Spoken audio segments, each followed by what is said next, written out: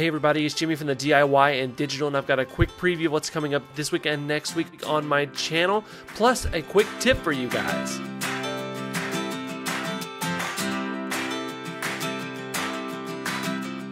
This week we have another tutorial involving roads where we're using a completely paintless method to line our roads, and it's very budget friendly, so you're definitely not going to want to miss that.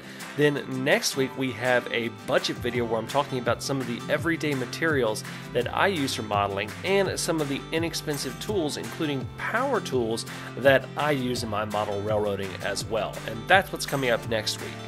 Now, on to the quick tip.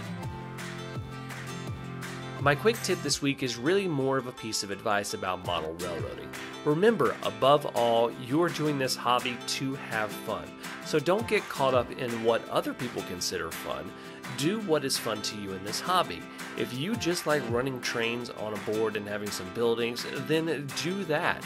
If you like being a rivet counter and you like doing everything to an exquisite detail, then do that. If you love the technical aspect of it and you want to figure out how to automate your trains and you want to figure out how to do all the technical things to make trains do all sorts of cool different things, then do that. That's the best part about model railroading and what a lot of people who aren't into model railroading don't get.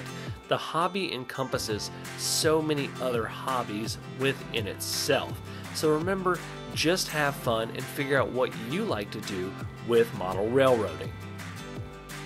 If you haven't already, go ahead and hit that subscribe button, hit that like button, and hit that bell icon so that you don't miss any updates and quick tips like this video. Until next time, I'm Jimmy from the DIY and Digital. Happy railroading.